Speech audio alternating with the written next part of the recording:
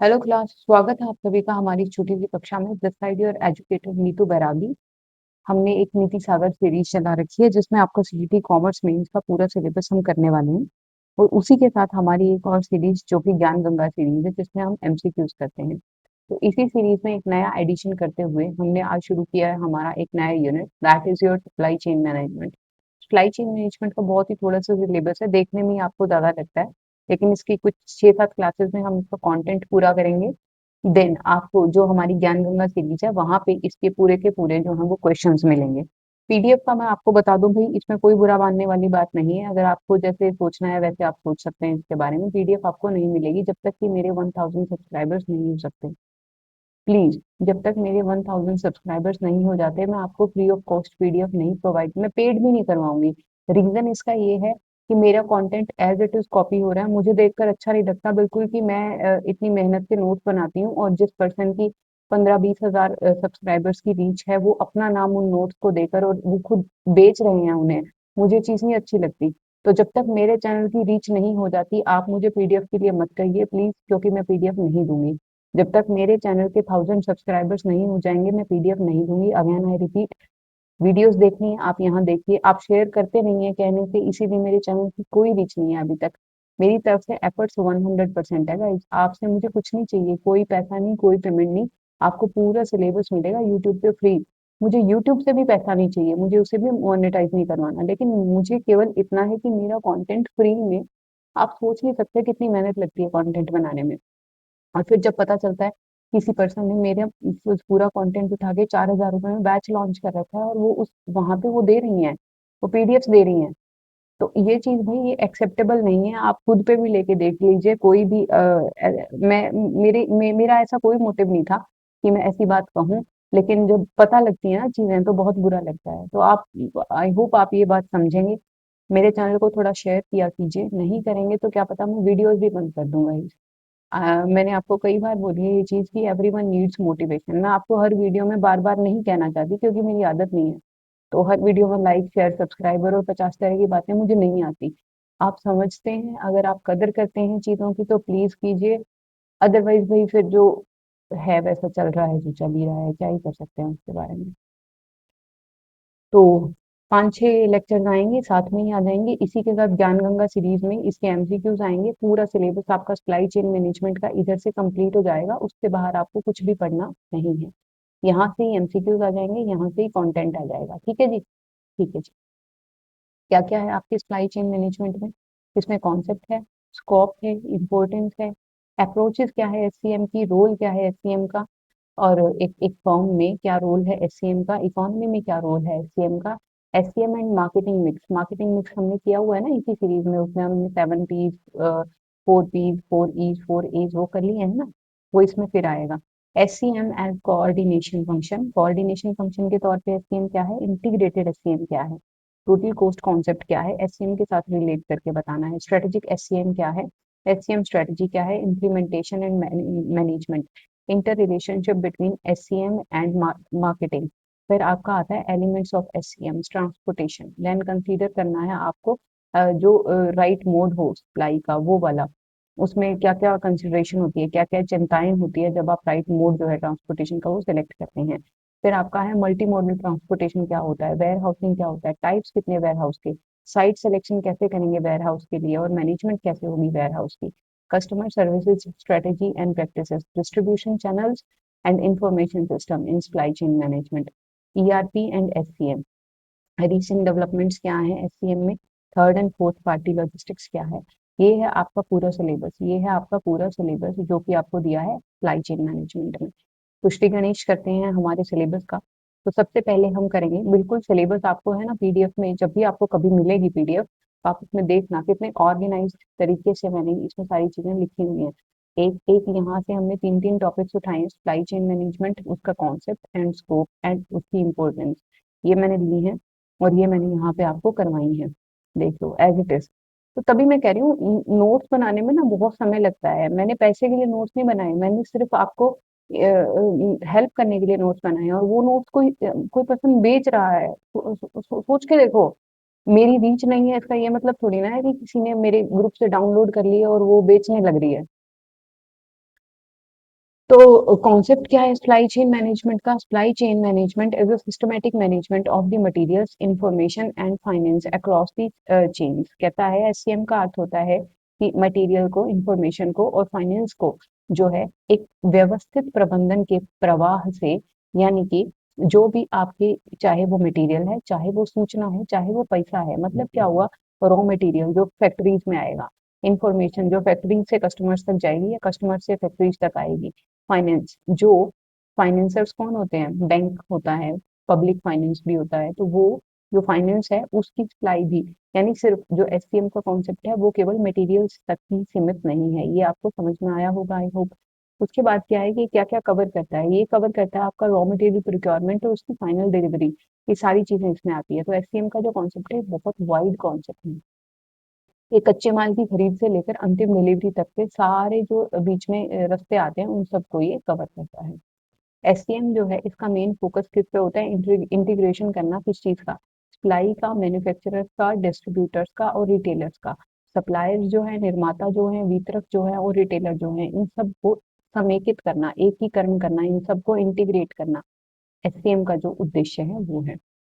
इसमें स्ट्रेटेजिक यानी long term और ऑपरेशनल यानी डेली टाइप्स के प्लान्स जो हैं वो बनाए जाते हैं। क्या, रणनीतिक जो दीर्घकाल के लिए होते हैं और संचालनात्मक जो दैनिक कार्यों के लिए छोटे छोटे प्लान बनाए जाते हैं, वो दोनों ही एससीएम में बनाए जाते हैं। एससीएम मंत्र क्या है, इसमें 5 आर होते हैं, 5 आर्स होते हैं। First one is right product, right place, right time, right quantity and minimum cost. ठीक है, तो ये 5 आर प्रिंसिपल होता है एससीएम का, जिसमें क्या होता है, ये ऐसे ही याद करना इजी रहेगा, हिंदी वाले भी ऐसे ही याद करना। Right product, right place, right time, right quantity and minimum cost. उसके बाद आता है एससीएम का जो सही मंत्र है, वो हिंदी में आप सही उत्पाद सही स्थान पर सही समय और सही मात्रा में न्यूनतम लागत में उपलब्ध करवाना। इसमें क्या क्या इन्वॉल्व होता है, इसमें अपस्ट्रीम एंड डाउनस्ट्रीम दोनों ही तरीके की जो इन्वेंट्री की मैनेजमेंट है वो इंक्लूड होती है, दोनों दिशाओं का प्रबंधन इसमें किया जाता है। ऊपरी दिशा क्या होती है या ऊपरी धारा क्या होती है, सप्लाई, जो सप्लायर्स से जो चीजें आ रही, मतलब ऐसे मान लें कि ये आपकी मैन्युफैक्चरर ऑर्गेनाइजेशन है, ये आपकी मैन्युफैक्चरर ऑर्गेनाइजेशन है, इसने सप्लायर से कुछ सप्लाईज ली है, सप्लायर से कुछ सप्लाईज ली है, सप्लायर ने यहाँ तक इसको सप्लाईज ला के दी, ये यहाँ से अपस्ट्रीम है, यानी यहाँ से यहाँ तक चीजें आ रही हैं और यहाँ बैठे हैं कस्टमर, कस्टमर्स, तो ये हुआ आपका डाउन स्ट्रीम। तो ये ऊपर वाली दिशा से, यानी ये सोचना ऊपर वाला सब देता है, तो ऊपर कौन बैठा है, सप्लायर देता है, सप्लायर जब कुछ देगा मटेरियल तभी तो यहाँ मैन्युफैक्चरिंग होगी, इधर मैन्युफैक्चरिंग होगी तो यहाँ पे फिर सप्लाई होगी, तो वो है अपस्ट्रीम सप्लाई, ये है डाउन स्ट्रीम सप्लाई। तो आपके पेपर में ये भी पूछा जा सकता है कि अपस्ट्रीम सप्लाई कौन सी होती है और डाउन स्ट्रीम सप्लाई कौन सी होती है, और जो एससीएम होता है उसमें कौन सी सप्लाई को मैनेज किया जाता है, तो उसमें अपस्ट्रीम और डाउनस्ट्रीम दोनों को ही मैनेज किया जाता है। एससीएम जो है क्रॉस फंक्शनल अप्रोच है। क्रॉस फंक्शनल का क्या मतलब है, इसमें मार्केटिंग, प्रोडक्शन, फाइनेंस, लॉजिस्टिक्स, ये सारी चीजें जो है वो ली जाती हैं, शामिल की जाती हैं।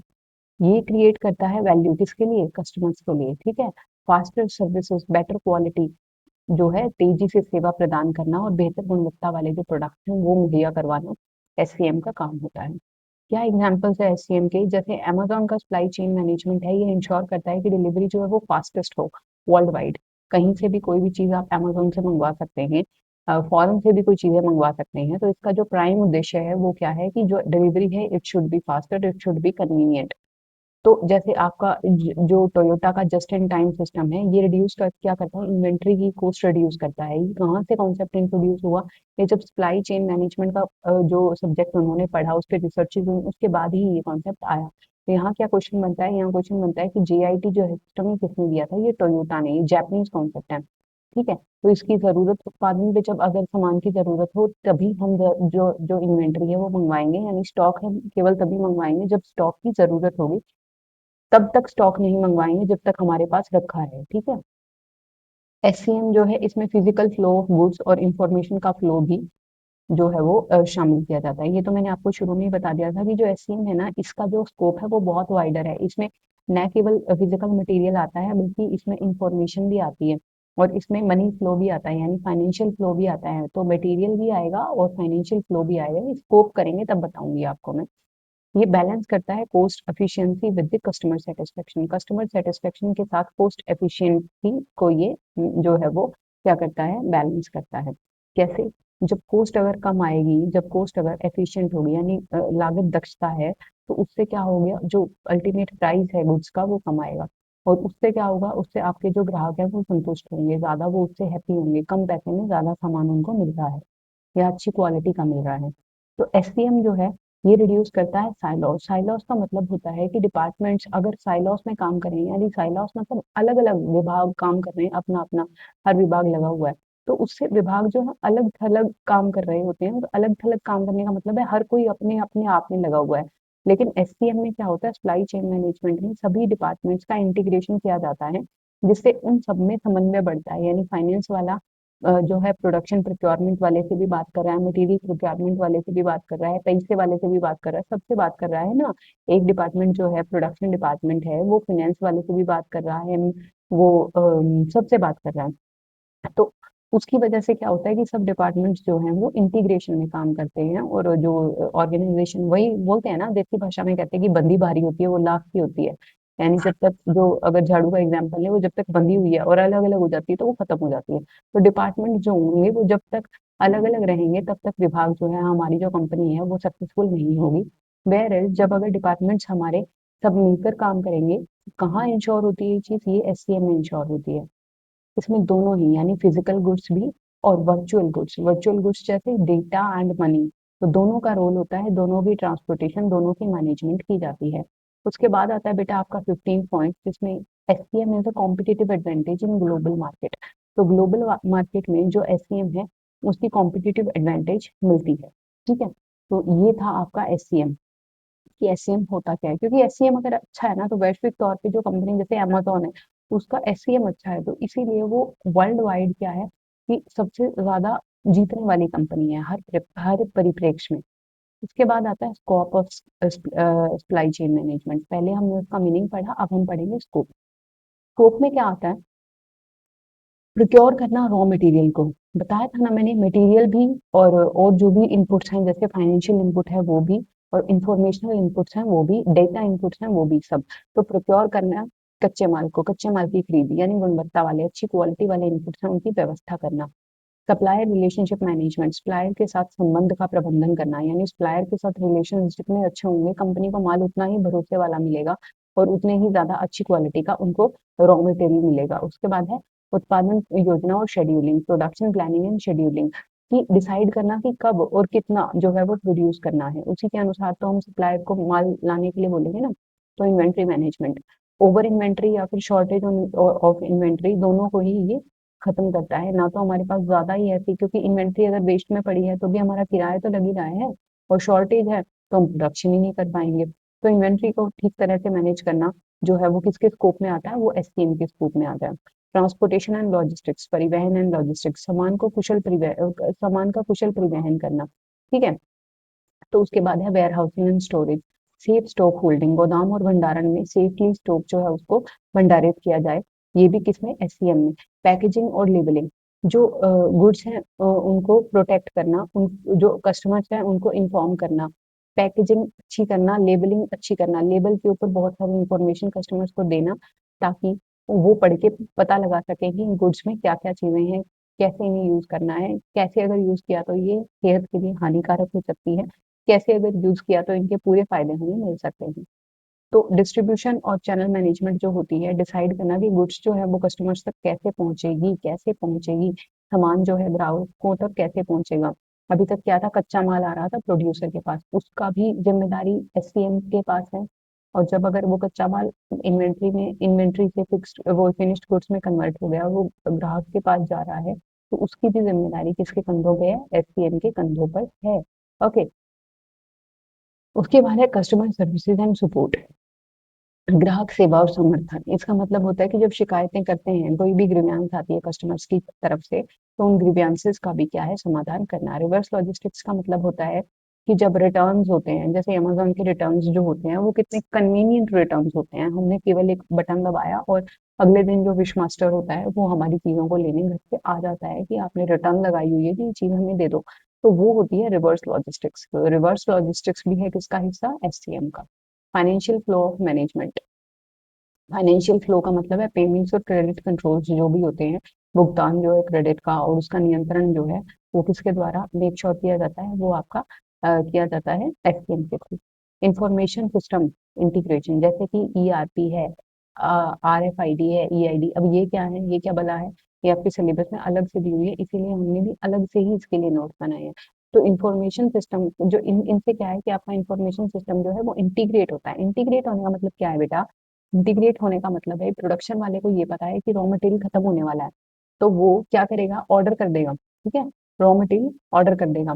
फाइनेंस वाले को ये पता है कि ये अब रॉ मटेरियल ऑर्डर करने वाला है तो इसे पैसे की जरूरत पड़ेगी, तो वो पैसे का बंदोबस्त करेगा, उसके लिए वो जनरल मैनेजर के पास जाएगा। तो अगर ये चीजें इंटीग्रेटेड हैं तभी ये ठीक तरह से काम करेंगी।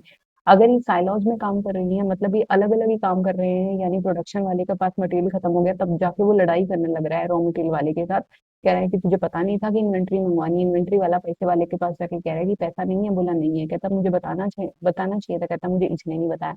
ऐसे काम नहीं करने हैं। जो ऑर्गेनाइजेशन है वो एक टीम की तरह चलती है, उनकी जो सूचनाएं हैं वो इंटीग्रेटेड होनी चाहिए, तो सूचना प्रणाली जो वो एकीकृत होगी तभी केवल क्या होगा कि वो सक्सेस होगी। Sustainability, eco friendly supply chain management होनी चाहिए। इको फ्रेंडली का तो मतलब पता ही होगा आपको, है ना, जो अभी तबाही मची हुई है वो ये चीजें ना होने की वजह से मची हुई है। कि पर्यावरण के अनुकूल अगर सारी चीजें होंगी तो उनसे क्या होगा कि इन्वायरमेंट को नुकसान कम पहुंचेगा। रिस्क मैनेजमेंट का मतलब क्या होता है कि प्रोटेक्ट करना किसको, डिसरप्शन से किसको, आपका जो व्यवसाय है उसे, जो भी जोखिम आने वाले हैं इन फ्यूचर उन सब से क्या करना है, प्रोटेक्ट करना है। उससे क्या होगा, उससे आपको ये फायदा होगा कि आपने क्या है कि इन फ्यूचर जो भी अगर आप काम कर रहे हैं तो वो काम आपके ठीक तरीके से चलते रहेंगे, आपके ऊपर कोई भी यूं नहीं होगा ना कि कोई इन फ्यूचर अगर रिस्क आ जाता है अचानक से जिसका आपको पहले से अंदाजा ही नहीं था और आपको एकदम से नुकसान हो गया, है ना, तो उन चीज़ों से बचाता है आपको सप्लाई चेन मैनेजमेंट। अब सबसे इम्पोर्टेंट आता है कि इम्पोर्टेंस क्या है सप्लाई चेन मैनेजमेंट की, तो इम्पोर्टेंस देख लो।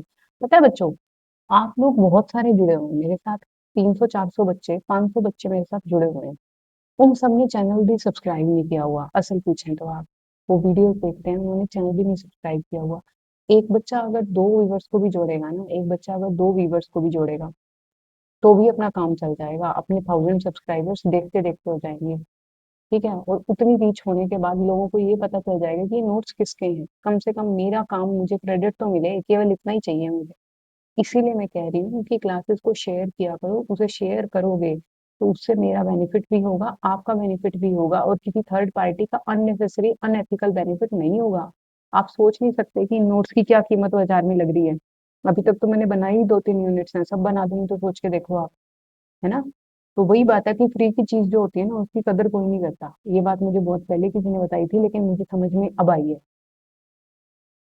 लेकिन फिर भी मैं आपको 1000 सब्सक्राइबर्स होते ही अपने टेलीग्राम चैनल में सारे नोट्स एक ही दिन में दे दूंगी, लेकिन मैं हूं तो सही, पहले मुझे तो पता चले कि आप सपोर्ट करना चाहते हैं नहीं करना चाहते हैं। वीडियोस तो फॉर एवर रहेंगी, सदैव रहेंगी, ये तो आपके पास हमेशा यूट्यूब पे रहेंगी ही रहेंगी। रिड्यूस करना कॉस्ट को, लागत को घटाता है क्या, एससीएम कैसे, जैसे कि अगर कुशल प्रक्रियाएं होंगी, आपकी सारी ही प्रक्रियाएं जो हैं वो कुशलता पूर्वक करी जा रही हैं, एफिशिएंटली करी जा रही हैं, तो कॉस्ट ऑटोमेटिकली कम आएगी। इम्प्रूव करा है कस्टमर सेटिस्फेक्शन, कैसे तेजी से डिलीवरी हो रही है, भरोसेमंद डिलीवरी है, पता है कि सामान टूटेगा फूटेगा नहीं, समय पे पहुंचेगा, सही पते पे पहुंचेगा, तो उससे जो ग्राहक है वो संतुष्ट होंगे।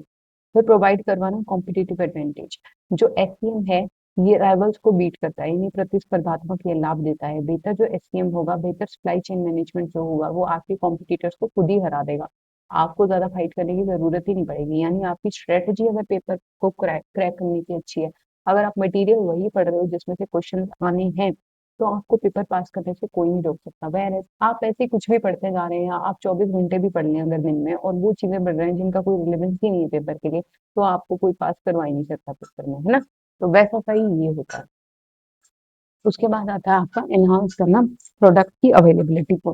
तो एससीएम जो है ये हर जगह, एससीएम जो है ये हर जगह अगर प्रिवेलेंट है तो जो आपकी प्रोडक्ट की अवेलेबिलिटी है वो भी एनहांस होती है। कि मैंने बताया ना कि ना तो आपके पास शॉर्ट आउट होगा स्टॉक का और ना ही आपके पास एक्सेस स्टॉक है, तो दोनों ही केसेस जो है वो जो आपकी फर्म है उसके लिए हानिकारक होते हैं।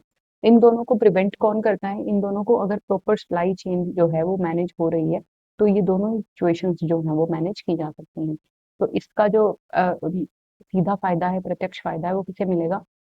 कंपनी को मिलेगा। ग्लोबलाइजेशन जो है उसे सपोर्ट करता है, यानी ग्लोबल सोर्सिंग और डिलीवरी किससे होती है? एससीएम से। कैसे? Global sourcing and global delivery. Amazon का बताया ना मैंने, चाहे आप इंग्लैंड से कोई चीज़ ऑर्डर कर लो, वो आपके पास आ जाएगी। यूएसए से कुछ मँगवा लो, आपके पास आ जाएगा। तो ये कैसे संभव है? ये एससीएम के थ्रू संभव है। वैश्वीकरण को समर्थन यानी ग्लोबलाइजेशन को भी बढ़ावा देता है एससीएम। रिड्यूस करता है लीड टाइम। लीड टाइम क्या होता है? डिलीवरी का जो टाइम होता है, डिलीवरी आने में जो लैग होता है, कि आज अगर आपने ऑर्डर किया तो आपके पास 15 दिन बाद चीज़ आ रही है, तो वो 15 दिन के बाद हो सकता है आपको कोई ज़रूरत ही ना हो उस चीज़ की। आपके पास 1 और 2 डे वर्किंग डेज़ और 3 वर्किंग डेज़ में जब अमेज़न डिलीवर कर रहा है कोई सामान को, तभी तो आपने वहाँ से ऑर्डर किया है ना। तो ये जो है लीड टाइम, इसको घटाया जितना ज़्यादा जाएगा, उतना ही ज़्यादा क्या है, ऑर्गेनाइज़ेशन को भी फ़ायदा होगा और कस्टमर्स को भी फ़ायदा होगा। जस्ट इन टाइम जो है वो उत्पादन को सक्षम करता है। सक्षम करने का मतलब क्या होता है कि बहुत ही ज़्यादा फैसिलिटेट हो जाता है उससे प्रोडक्शन। जब ज़रूरत थी रॉ मटेरियल की, ठीक उसी समय पे आपको रॉ मटेरियल मिल गया। ठीक है? जब इसमें जस्ट इन टाइम में क्या होता है, जस्ट इन टाइम में क्या होता है, इन्वेंट्री नहीं रखी जाती, ज़ीरो इन्वेंट्री पे काम किया जाता है। भारत जैसे देश में ये संभव नहीं है। क्यों नहीं संभव है? क्योंकि यहाँ पे डिलीवरी वाला क्या कहेगा, जब तक उसने डिलीवरी के लिए उसके पास मटेरियल भी नहीं है, लेकिन वो क्या कहेगा, जी हम तो आ ही गए बस, अब आ ही गए बस, रोड पे हैं, बिल्कुल अब पहुंचने वाले हैं, आपके गोडाउन के बिल्कुल पास कोने पे पहुंच गए, जहाँ पे वो ये जो रोड मुड़ता है ना आपके गोडाउन, ऐसे बोलेगा, अपने गोदाम पे बैठा बैठा बोलता रहेगा। इसीलिए भारत जैसे देश में जस्ट इन टाइम जो है केवल एक सपना है। लेकिन अगर फिर भी इम्प्लीमेंट कर लिया जाए, तो इससे क्या होता है कि जो आपका प्रोडक्शन है वो फैसिलिटेट हो जाएगा। ठीक है? ठीक है। और इम्प्रूव क्या होगी? जस्ट इन टाइम समझ तो आ गया ना, कि जो प्रोड्यूसर है वो ज़ीरो स्टॉक रख रहा है, और ज़ीरो स्टॉक रख रहा है, और क्या कर रहा है, जब ज़रूरत है प्रोडक्शन करने की तभी वो केवल क्या मँगवा रहा है? क्या मँगवा रहा है? तभी वो केवल मँगवा रहा है रॉ मटेरियल। ओके। इम्प्रूव कर रहा है सप्लायर के रिलेशन। सप्लायर संबंध जो है वो मजबूत करवाता है। दीर्घकाल की साझेदारी यानी लंबा रिलेशन जो सप्लायर के साथ जितना कॉर्डियल रहेगा, जितना अच्छा रहेगा, उतना ही ज़्यादा बेनिफिशियल रहेगा। उसके बाद आता है प्रॉफिटेबिलिटी जो है उसको एनहांस करना, यानी लो कॉस्ट और हायर सेल्स अगर आपकी हो रही हैं ऑर्गेनाइजेशन में, कम पैसे लगा के और ज़्यादा सेल्स हो रही हैं, तो उससे क्या होगा कि आपको बेनिफिट मिलेगा। तो ये वाला बेनिफिट भी आपको अगर सप्लाई चेन मैनेजमेंट अच्छी है तभी मिलेगा। उसके बाद है एनकरेज करना इनोवेशंस को।